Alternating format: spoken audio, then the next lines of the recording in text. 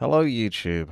There's a quick update on the PTR, and it involves human getting nerfed. Who could be responsible for this? Maybe that Neo guy from Back to Warcraft. Shall we go through it? Rifleman attack cooldown increased from 1.35 to 1.4, so that basically means he's going to take that extra little bit of extra time to attack. So it is technically a nerf to their attack cooldown, their attack speed. It's not a massive one, at least it's minor, but it is still technically a nerf, and I haven't seen Riflemen be built very often. Could be wrong, but there used to be a thing with Paladin rifles being a staple, and then that sort of fell out of the meta because it wasn't that invincible to deal with. Only mostly on the lower levels, but on the higher levels, you could pretty much outplay it.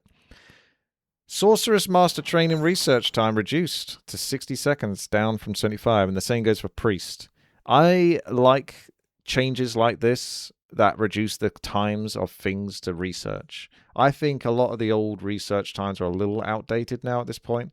It can take forever for things to go through. And also remember that when you are researching, you can't do anything else with that structure. So there is problems. Brosef says Palaris rifle still gets played in pro matches and it can be really oppressive. Well, it's going to be less oppressive now with that 0.05 attack speed nerf. I like the changes to reducing research time. There's not really too much to it. I don't think it's going to particularly affect anyone's time in attacks. Something like Ghoul Frenzy with ghouls was more of a specific time in attack for undead players, but a human player isn't like, oh, at the 9-minute and 50-second mark, I have to hit Priest Master Training so that when my push goes through, I have Inner Fire. You have that to some effect, but wiping 15 seconds off the total of research time isn't going to change that. Level 2 Water Elemental base damage down to 30 from 31. Doesn't sound like much, but actually this is possibly one of the bigger changes because level 2 Water Elemental is actually a Chad. He is historically quite strong, typically against Orc burrows. If you are playing human, your goal is really to get level 3, as it is with most races, but really with your Archmage, level 3 so you can get level 2 Water Elemental. Most humans do that through split creeping. So they'll creep their Archmage up, and then as they're getting close to level 3, let's say, for example, level 2.5, they might use Militia from their base to go creep a camp that they've left behind near their base, so that their Archmage can approach the enemy base, so that when the Militia kill the nearby creep camp at their current base, by the time the Archmage arrives at the enemy base, he, boop, hits level 3, and then starts slapping down those level 2 Water Elementals, and then they slap very hard. I think this will definitely make it harder for those kind of pushes. Probably a good change because I do think the level 2 Water Elemental is a bit too strong. Just kind of a shame that level 1 Water Elemental isn't necessarily stronger, or level 3. Some sort of compensation there, or maybe make one of the other heroes that aren't used, other than Archmage, a bit more productive at the start of the game with creeping. Mountain King, Paladin, Blood Mage, whatever it might be. Because otherwise, you know, it's still just human Archmage. He's like picked in 70% of the games in 1 versus 1 as his first hero. It's very monotonous. Is that the right way of saying it? Orc, Shaman, Witch Doctor, and Spirit Master Training is down to 60 seconds. So that's all just making the research time faster. I agree with that. I've stated before. That's fine with me. Healing Salve, duration from 45 seconds to 40 seconds. Amount healed is unchanged. So this is a buff. I disagree with this. I've seen some crazy people trying to make out as if Healing Salve needs a buff. Should be more charges to it, or it should be cheaper. I think Healing Salve is one of the most OP items in the game, bar none. I would swap your Healing Salve with Scroller Regeneration any time of the week. And it's far less effective on a human player, a Healing Salve, and I'd still take it over the Scroller Regeneration. Scroller Regeneration is trash. You would not. I would. I stand by that. I absolutely would. And you're biased because you like Orc, Mr. Grubby. Heal Salve is not worth on Footy's Mercy. No, even under those circumstances, I'd still take the Healing Salve. It would be wrong to want it. Perhaps I'm wrong, but it feels so right.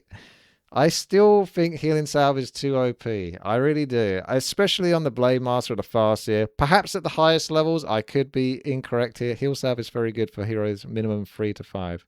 All right. Seems like you have an opinion on this, don't you, Mr. Grubby? I'm pushing luck. But I still stand by my point. At least when I'm playing, albeit it won't be on a high level, I feel like it's so frustrating to say, for example, get a Blade Master down to 100 health, and then you know what's going to happen. It could be less than 100 health. It could be 20 health. He's just going to walk away. You won't be able to catch up with him. He's going to press one button from healing salve onto his hero, so that's one charge out of the 3, and then after 30 seconds or so, he's going to be back to full health. Oh, joy. And then you get to fight against him all over again. Same could be said for Farseer, Tauren Chieftain, whatever it's going to be. Orc heroes are quite good at tanking and then coming back even stronger. So we don't want that. No. I'm right. Heal salve is the biggest power for Orc. 45 seconds, actually. No, I don't know if it takes that long. It feels like about 30 seconds is good enough to get him basically up to full health. By the time he's got there with some natural health regeneration as well, it's... Yeah. If we need to nerf anything... I would take a buff to healing salve if it nerfed mirror image. I don't see mirror image getting pointed out here. 30 seconds equals 300 health. It's close enough, isn't it? 300 health with some natural regeneration as well. I don't know. This is crazy. This is crazy. I don't want to hear any more about healing salve getting buffed. This is more than you deserve. This is more than you deserve, in my opinion. These are quite minor changes across the board, honestly. I think this is just testing the waters. There's a bit of an extra additional change to what they've implemented before with the other changes, but it's okay. It's not game-breaking. I'm not going to cry about this. For what it's worth, I disagree with this buff. Oh, fair enough. Then that is worth, because you're in agreement with me. And if you're in agreement with me, then you're right. And it's the opposite of being wrong. You would need 40 seconds to do nothing on the map while human creeps with militia, says Save Orcas. I got your video to go through as well, actually, Save Orcas, after this. But you can still have times where you're traveling from point A to point B, or you're returning back to your base. You can make practical use of not doing anything with that hero theoretically if it's a Blade Master, because he's melee, so you don't really want to get hit by a creep randomly. You can still return back to base to pick up more clarity potions, healing cells, and then come back, etc. It's not like it's complete dead time. Let's get on to Night Owl, shall we? Druid of the Talon Master, yeah. 75 to 60 seconds. Again, I just think all of this stuff should be quicker. Maybe it has catastrophic effects. I certainly think Grubby wouldn't want to see the return of Master Druid Talons mass. I think that was always very hard for Orc to deal with. I don't know if this would be something that would be game-breaking. In the current meta, I doubt it, because I think Night Elf only know how to do one thing, and that's Demon Hunter Naga Sea Bitch, or Demon Hunter Panda and Mass Bears and Dryads. I don't know if they know any other units exist in the game. Don't see a reversion to the Huntress bounce, which would have been cool. Huntresses are kind of an all-in unit. I don't know if it's better to keep them as an all-in unit, so give their bounce back, and if they don't succeed in their push, then they've lost the game. It's kind of like an accepted thing. Like if you're tower rushing, it's like, I pretty much will lose this if this tower rush doesn't work. I will pretty much lose this if this Huntress push doesn't work. Or you can make it so the Huntresses can have to bounce back, but perhaps they're a little weaker, but perhaps a little cheaper, so they're more of an accessible unit. I don't know. What do you think about giving Huntresses net Ensnare, but it only works against air units, and it lasts a lot less time against than Ensnare does? Some sort of thing to make them more versatile. I don't know. I feel like Huntresses are kind of a dead unit a lot of the time. Just needs something to make them a bit more practical. I mean, they got the Sentry, the Owl Sentry, but then that got reduced to not being permanent, and it's a shorter time. Yeah.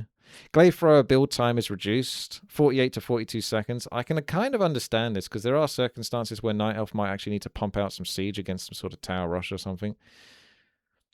I don't think we're going to have that scenario where the Priestess of the Moon and the Keeper of the Grove was super OP, and Night Elf were massing Glaive Throwers at one stage. Feels like a long time ago, but it probably wasn't. It was probably only a couple of years ago or something. But that was a thing that was happening. Ghouls basically got reverted, so their base damage is up from 9 to 10. So this basically means Happy hasn't been winning enough games recently. So if Happy hasn't been winning enough games again, it must mean that ghouls can go back to how they were. So that's where we stand. But they did get an attack cooldown nerf, much like the Rifleman, 0.05. I don't know how Ghoul Frenzy... How does Ghoul Frenzy act? Let's see what the tooltip says for Ghoul Frenzy. Ghoul Frenzy increases the attack rate by 35%. So this is a nerf on Ghoul Frenzy as well, I suppose. It's a minor one, but 35% is going to be worse on that than this, I would figure. It could be, because it's attack rate. And attack rate is a different terminology. Attack cooldown is separate to attack speed, and attack rate is something separate entirely, which I don't know what that really means. Is that attack speed? Is that attack cooldown? I don't know. Grubby says to fire us. I don't think I said that. I may have said among Master Cut. Inner Fire and Possess are the ones that didn't need it, and ergo the biggest. Yeah, I don't know, generally speaking, which ones should be and which ones shouldn't be reduced when it comes to master training. But I think overall, making it take less time to research things is a boon, just to the pace of the game. The biggest buff this patch has got to be the ghouls. Yeah. Kind of. I mean, they're technically worse than they were a couple of patches ago, though. Because of this. The attack cooldown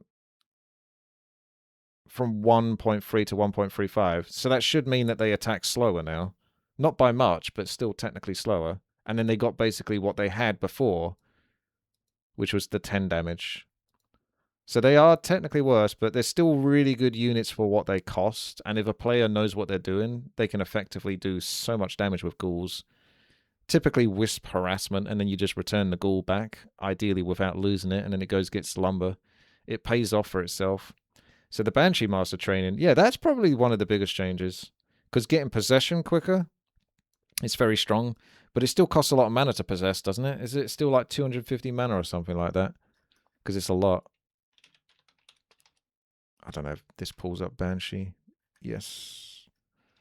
Yeah, it's still 250 mana. That is not cheap.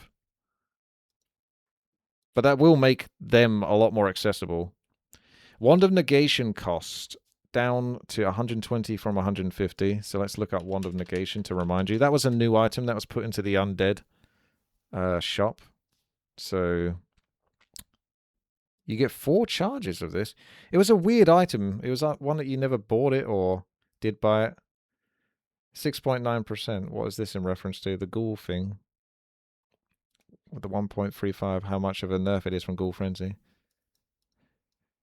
But yeah, Wand of Negation, and its charges are down.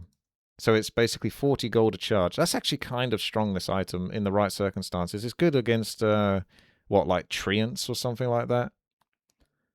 Feral Spirit, etc. Gives Undead more flexibility. They have quite a lot of items in their shop early on. But they do get a nerf to one thing, I think.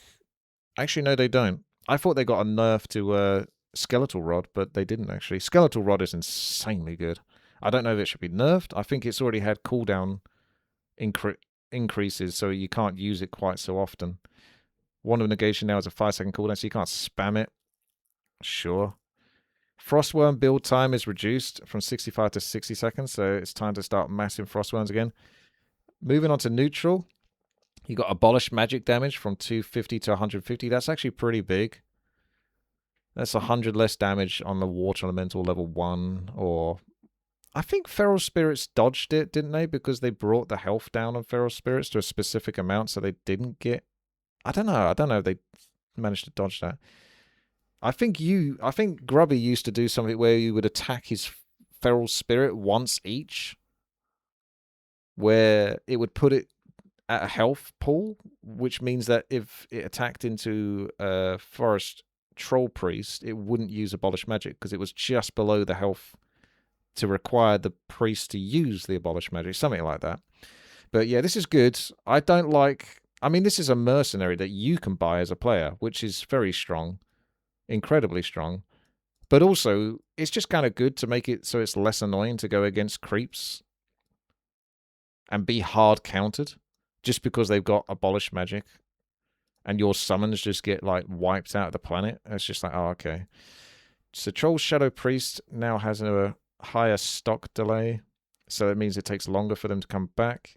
Shadow Priest stock replenishment is from 110 to 160, so that's the same thing of being replenished into that. Brewmaster Breath of Fire initial area of effect from 60 60 60 to 90 90 90. I think this makes it go further, or is it wider? How to engage with that? Breath of Fire initial area of effect. It must be bigger, must be wider. So they've increased the range. I did mention that. I did miss that.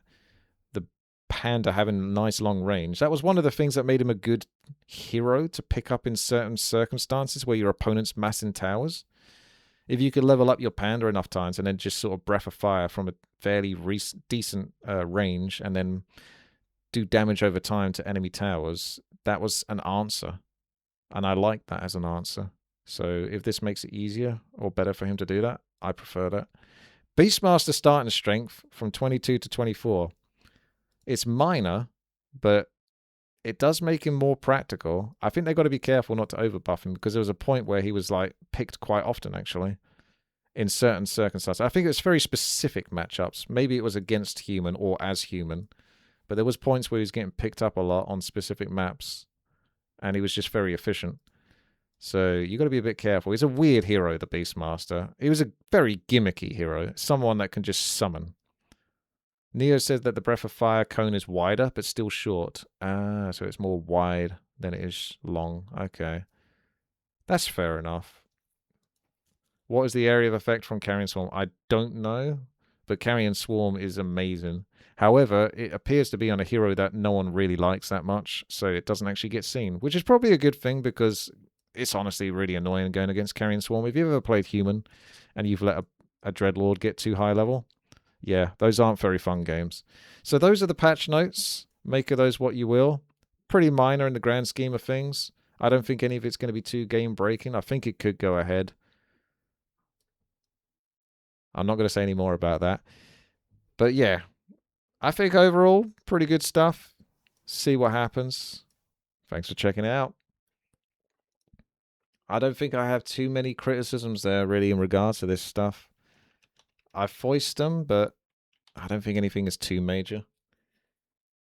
A lot of these changes are actually just rollbacks from previous patches. Some of it, but not entirely. That one actually might be, to be honest. I do wonder if there was a point where Rifleman actually got boosted.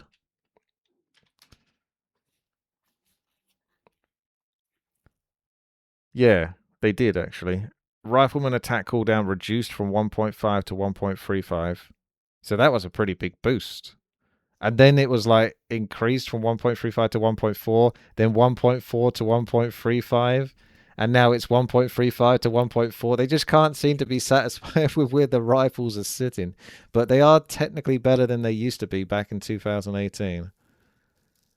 That's funny though.